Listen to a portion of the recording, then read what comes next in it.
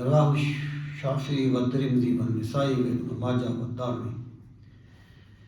وعن عائشہ رضی اللہ تعالیٰ عنہ عن النبی صلی اللہ علیہ وسلم انما جعل رمی الجمار والسعی بین الصفا والمروہ لإقامت ذکر اللہ.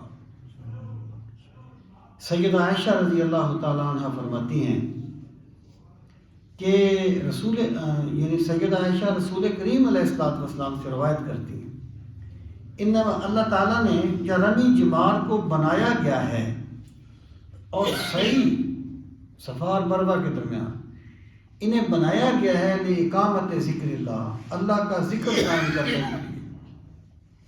اب دیکھیں نا، بعض چیزیں ایسی ہیں کہ ہمیں ان کی کوئی علت سمجھ نہیں آتی. بعض عبادات ایسی ہیں ہمیں ان کی علت یا ان کی جو فلسفہ آپ کہہ لیں وہ سمجھ آ جاتا ہے، بعض کی سمجھ نہیں آتی.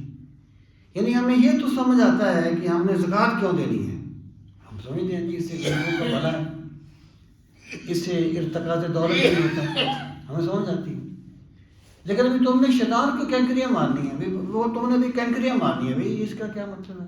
تم نے بھاگنا ہے، ابھی یہاں بھاگنا ہے، یہاں ایسا ہو جانا ہے، یہاں پہنچو گے تو پھر تیز بھاگنا ہے. کیوں؟ تو امام غزالی کہتے ہیں کہ جن چیزوں کی علت بندے کو سمجھ نہ آئے اور بندہ پھر بھی کرے کیونکہ اس کا اللہ نے حکم دیا ہے، وہی اصل عبادت ہوتی ہے. یعنی علت کو سمجھنے کی کوشش کرنا مذموم نہیں ہے اسلام میں، لیکن حکم ماننے کو علت سمجھنے پر مشروط کر دینا یہ غیر اسلامی سوچ ہے. تو آپ فرماتی ہیں کہ اللہ تعالیٰ نے رمی جمار اور صفا اور مروہ کے درمیان جو صحیح ہے نا، اس کو اللہ کے ذکر کے لیے حکم دیا ہے، اس کا اللہ کے ذکر کو قائم کرنے کے لیے. یعنی ہمیں سمجھ آئے یا نہ آئے اس سے اللہ کی یاد کیسے ہے، اللہ کا ذکر کیسے ہے، لیکن چونکہ سرکار نے فرما دیا ہے اس لیے ہم یہ سمجھتے ہیں کہ یہ بھی ذکر الہی کا ایک طریقہ ہے. بندہ بھلا سے زبان سے ذکر کا کلمہ نہ بولے، لیکن جب وہ صحیح کرے گا تو اس کا وجود کا انگ انگ اللہ کا ذکر کر رہا ہوگا.